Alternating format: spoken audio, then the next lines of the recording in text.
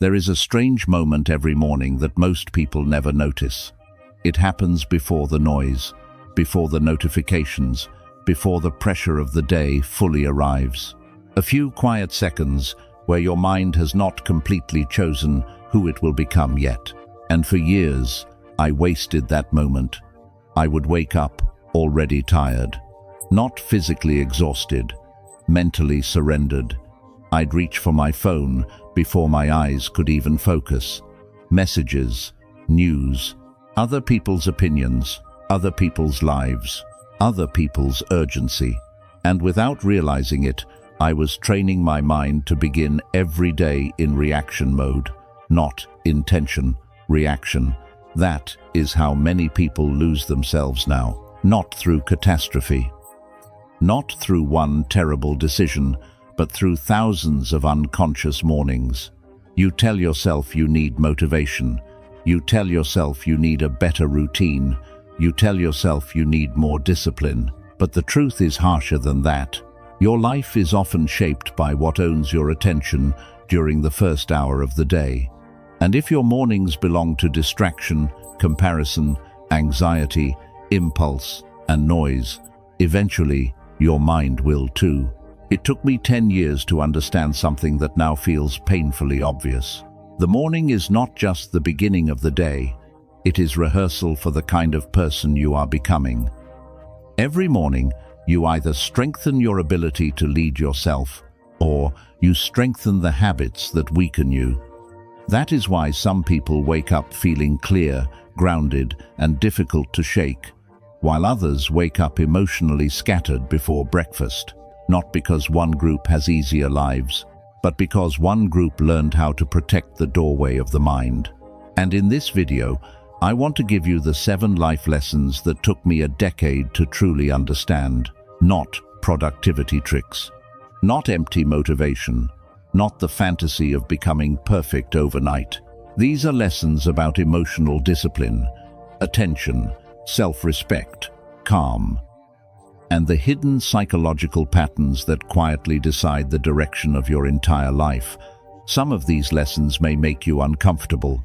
Good, because the truth is, most people are not destroyed by what they cannot control. They are destroyed by what they refuse to notice in themselves. And if you recognize even part of yourself in this conversation, leave a like, not for me, but as a quiet decision that today, at least once, you will stop running from your own awareness. Because the first lesson begins with something most people misunderstand completely. The first thought in your head each morning is not who you are. Or, years, I thought my mornings revealed who I really was. If I woke up anxious, I believed I was weak. If I woke up overwhelmed, I thought my life was falling apart. And if my first thoughts were negative, I assumed something inside me was broken. But one lesson took me years to understand. Your first thought is often conditioning, not character. Most people wake up and instantly obey the first emotion their mind produces. Pressure, fear, comparison, regret. And because it happens so quickly, they never question it. The Stoics understood something powerful. A thought appearing in your mind does not automatically deserve control over your behavior. That matters most in the morning, when your mind is still vulnerable and emotionally unguarded. Think about how many people begin the day mentally rehearsing problems before anything has even happened. They wake up already tense, already irritated, already defeated, not because reality attacked them, but because unconscious thinking did. I remember waking up one morning and immediately feeling pressure in my chest. Within minutes, my mind had already imagined arguments, failures, and disasters that did not even exist yet. That was the moment I realized. A large part of suffering is practiced in advance, and if you never interrupt that pattern, your mornings become training sessions for anxiety. So instead of trying to think positive, do something more useful. Create distance. When a thought appears, stop saying, "I'm stressed." Say, "My mind is producing stress." That small shift changes everything, because you are no longer trapped inside the emotion, you are observing it. And observation creates choice. Tomorrow morning, before touching your phone, pause for 60 seconds. Notice the first thought that appears. Name it honestly. Then ask yourself, do I want this thought to lead my day? Most people never ask that question, which is why they spend years being led by reactions they never consciously chose. And once you realize how vulnerable your attention is in the first minutes of the morning, you begin to understand why the next lesson is so dangerous. Most people lose control of their mind before they even leave the bed. Not because they are weak, because they begin the day by handing their attention to a machine designed to hijack it.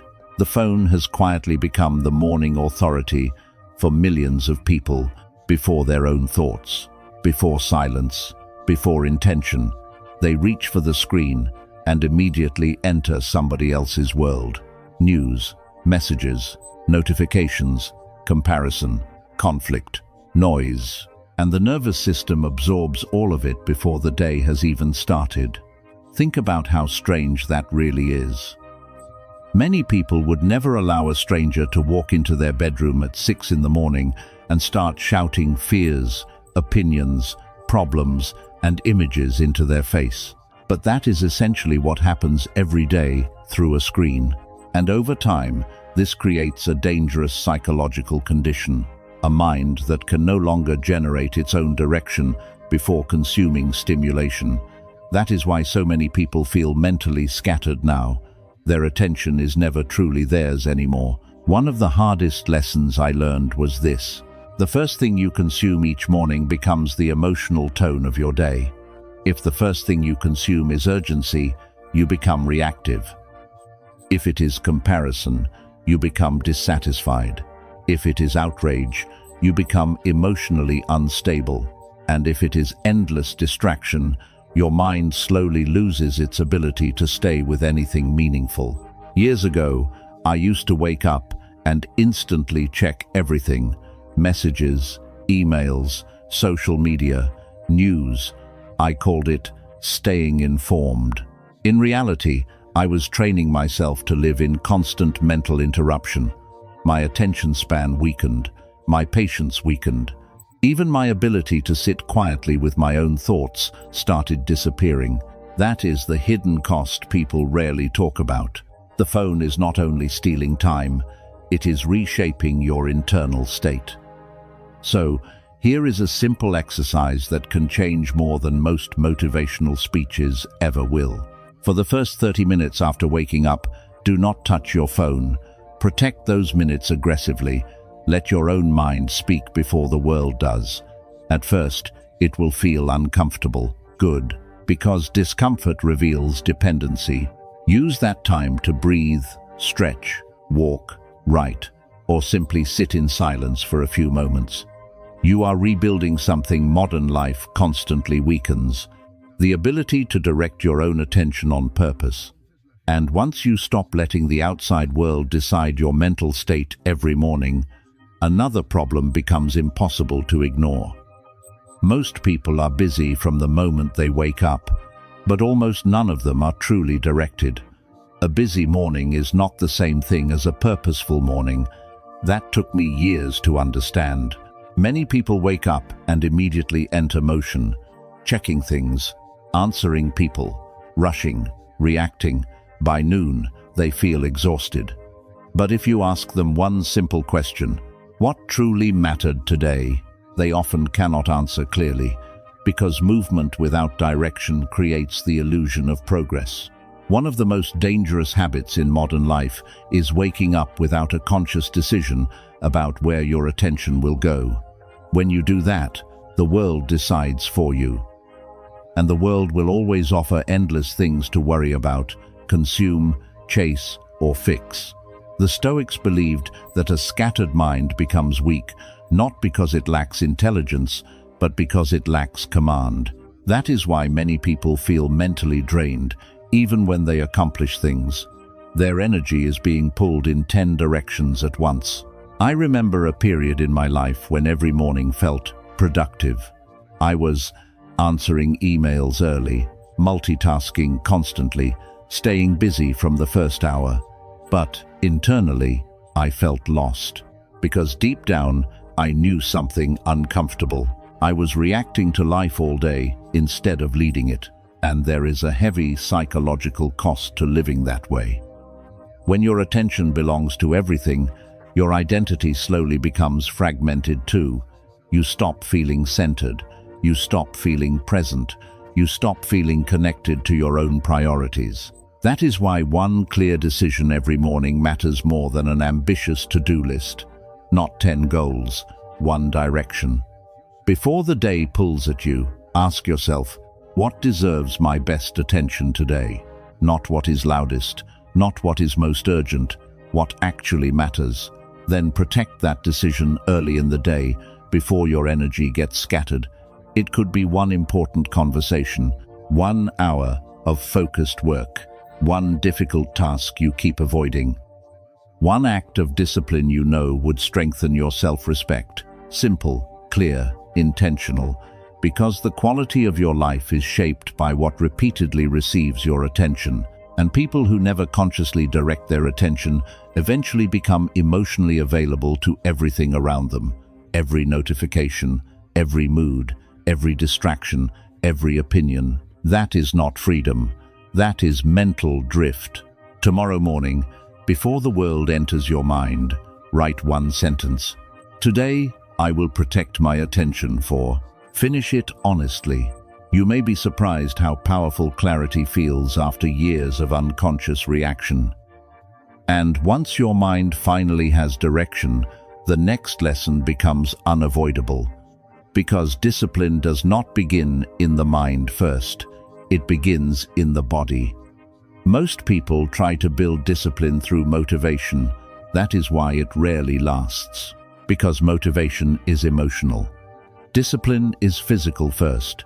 Your body teaches your mind how to feel long before your thoughts catch up. You can see this clearly in difficult mornings. The moment someone wakes up, they stay under the blanket too long. Their breathing is shallow. Their posture collapses. Their movements are slow and reluctant. And without realizing it, the body is already sending a message to the brain. We are powerless today. The Stoics understood that the body and mind are constantly influencing each other. Not in a mystical way, in a practical one. The way you stand changes your alertness. The way you breathe changes your emotional intensity. Movement changes mental momentum. That is why people often wait to feel ready before acting. But action is frequently what creates readiness. I learned this during one of the lowest periods of my life. My mind felt foggy almost every morning. I kept trying to think my way into clarity, but it never worked. Then, one small habit changed something unexpectedly. Instead of negotiating with myself after waking up, I immediately moved my body. Water, light, walking, stretching, anything that interrupted passivity. And slowly, my mornings stopped feeling emotionally heavy. Not because my problems disappeared, because my body stopped rehearsing defeat. That is something many people never notice. The body remembers your patterns. If every morning begins with hesitation, avoidance, and passivity, eventually your nervous system starts treating resistance like normal life. So tomorrow morning, simplify everything. Do not create a complicated routine you will abandon in 4 days. Just build physical evidence that you are awake on purpose. Stand up immediately, open the curtains, drink water, walk for 10 minutes without your phone, breathe deeply before speaking to anyone. Small actions, powerful message. You are teaching your body that the day will not control you automatically. And the more consistently you practice that, the more your mind begins to trust you again.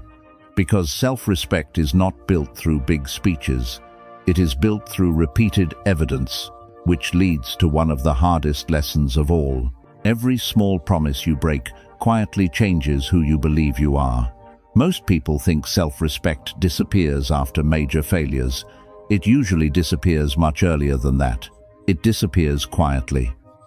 Every time you make a promise to yourself and immediately betray it.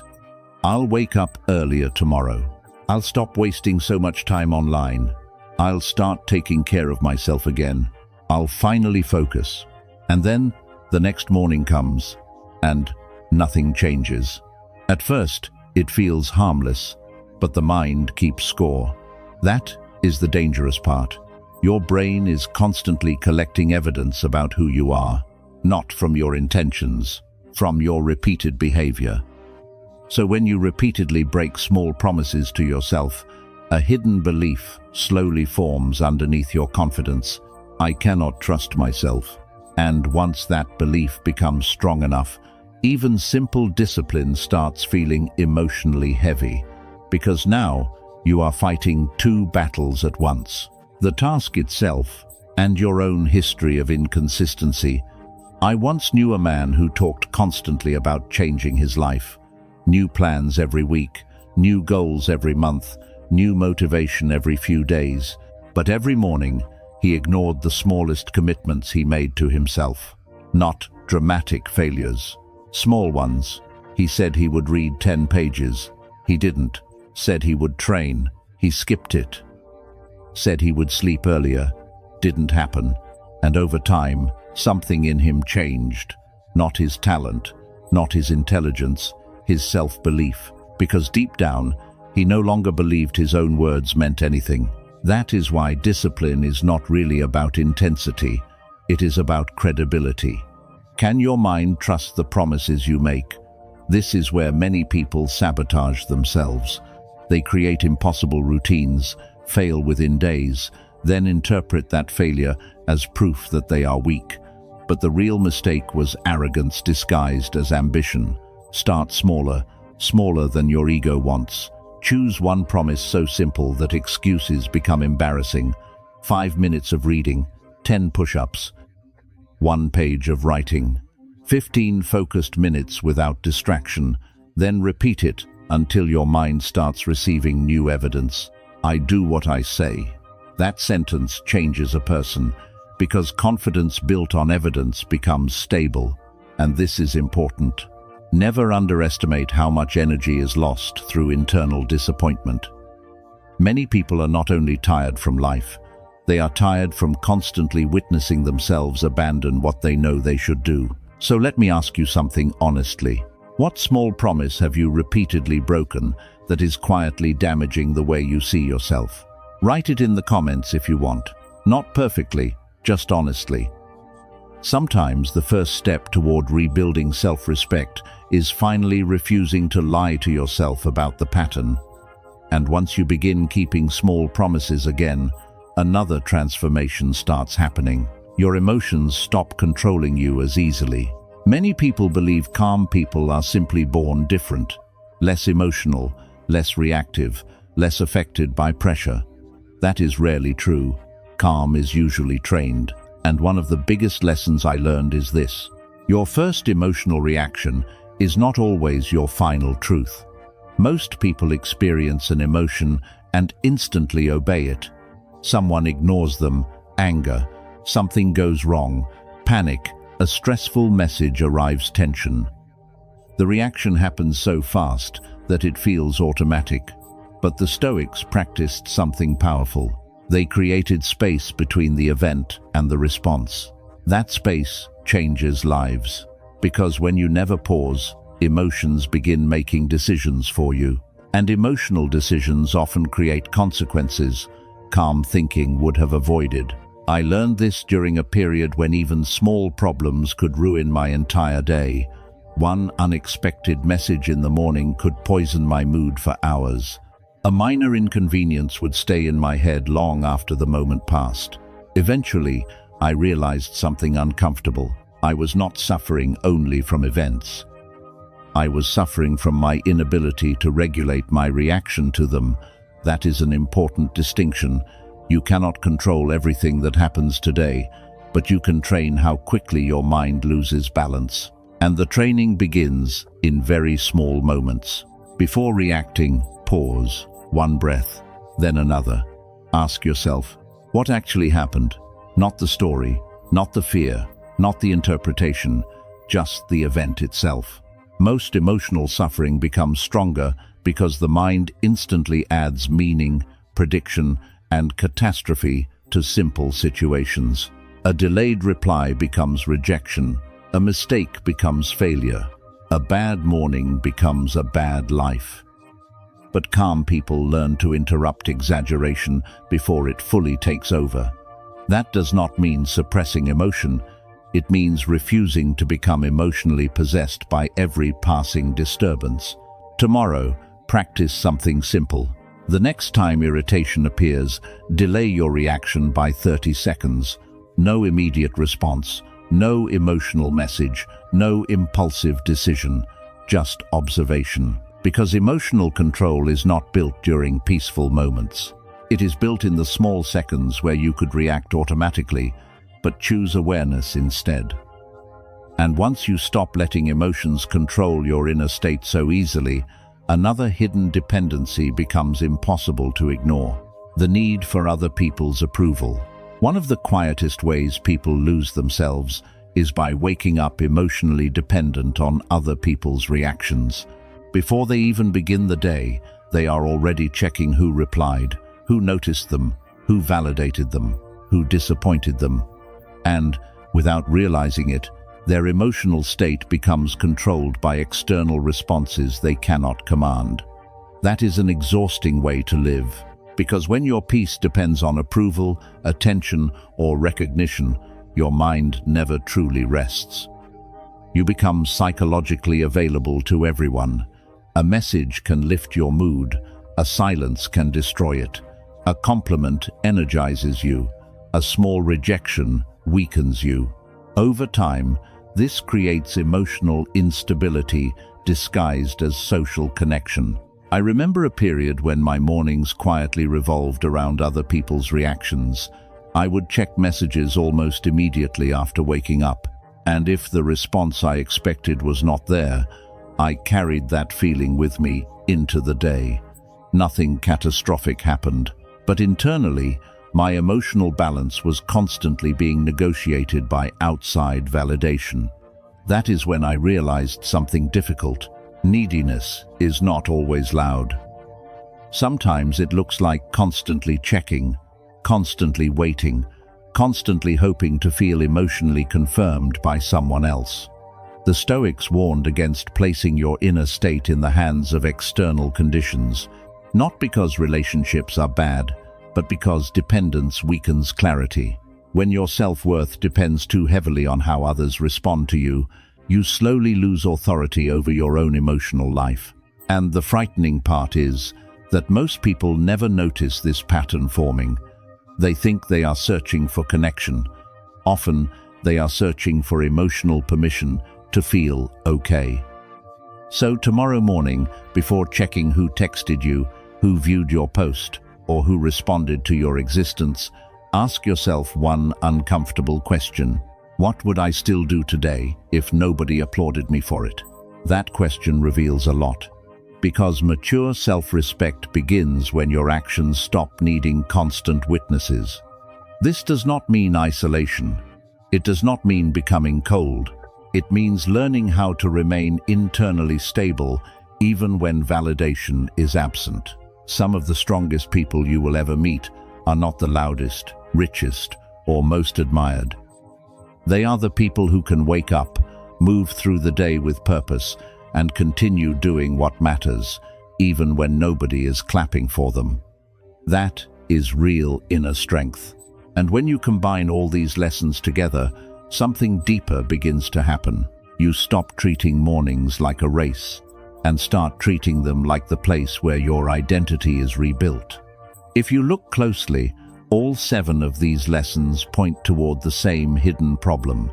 Most people are not consciously living. They are reacting to thoughts, reacting to phones, reacting to emotions, reacting to pressure, reacting to other people's approval. And when life becomes one long chain of unconscious reactions, something painful happens. You slowly stop feeling like the author of your own existence. That is why so many people feel mentally exhausted now, even when they are functioning, because functioning is not the same as being aligned. You can work, answer messages, pay bills, smile in conversations, and still feel internally disconnected from yourself. The Stoics understood that freedom was never just external. Real freedom is the ability to govern your inner world instead of being dragged by every impulse, distraction, and emotional wave. And strangely enough, that battle often begins in the smallest moments of the morning. Not dramatic moments, quiet ones. The moment you choose not to touch the phone immediately. The moment you interrupt a negative spiral before it grows. The moment you keep a small promise instead of negotiating with weakness again. The moment you breathe before reacting emotionally. The moment you stop begging for emotional confirmation from the outside world. Those moments look small, but repeated daily, they slowly rebuild identity. That is the real secret most people miss. A morning routine is not about becoming more impressive. It is about becoming more internally stable, more clear, more deliberate, more trustworthy to yourself. And here is the uncomfortable question many people avoid. Are you truly tired? Or are you exhausted from betraying your own standards every morning? Because internal conflict drains enormous energy. When your actions repeatedly move against your values, the mind loses peace. But when your behavior and your principles begin aligning again, even slowly, something changes inside you. You start feeling solid again. Not perfect, not superhuman, just grounded, capable of facing life without immediately collapsing into distraction, avoidance, or emotional chaos. And maybe that is what real discipline actually is, not punishment. Self-respect in action. Tomorrow morning, your life will probably look very similar on the outside. Same room, same responsibilities, same phone, same unfinished problems. But you do not have to enter the day as the same person. Because transformation rarely begins with one giant moment. It begins quietly, with awareness, with attention, with one conscious decision repeated long enough to become character. And if this video helped you see your mornings differently, subscribe and continue this journey with us. Not to chase perfection, but to build a mind that no longer abandons itself so easily. And before you leave, write one sentence in the comments. Tomorrow morning, I will protect. Finish it honestly. Your attention, your peace, your discipline, your self-respect. Whatever your answer is, protect it carefully, because your mornings are teaching your mind who you are becoming. 10 years ago, I thought changing my life required one massive breakthrough, a perfect plan, a huge burst of motivation, some dramatic transformation that would suddenly make me disciplined, calm, and clear-minded forever. That never happened. What changed me were smaller moments, quiet moments. The moment I stopped obeying every thought, the moment I stopped letting my phone enter my mind before my own awareness did. The moment I began keeping tiny promises consistently instead of making giant promises emotionally. The moment I realized calm is practiced, not gifted. The moment I stopped needing every person around me to confirm my value before I could feel at peace. None of those moments looked impressive from the outside, but together they slowly rebuilt the way I lived. And maybe that is the lesson I want to leave with you most tonight. Your life is not only shaped by big decisions, it is shaped by repeated mornings, by what you allow into your mind, by what you tolerate from yourself, by what you practice emotionally every single day. Because every morning, whether you notice it or not, you are teaching your mind what kind of person is in control. So tomorrow morning, slow down for a moment. Before the noise, before the scrolling, before the pressure of the world reaches you, and ask yourself, what kind of mind am I training today? That question alone can begin changing a life. If this video spoke to something real inside you, subscribe and continue this journey with us. There are many more conversations ahead about discipline, emotional mastery, clarity, and building a calmer, stronger mind in a noisy world. And before you go, leave one honest sentence in the comments. Tomorrow morning, I will protect your attention, your peace, your focus, your standards, your future, whatever it is. Protect it carefully. Because the way you begin your mornings eventually becomes the way you live your life.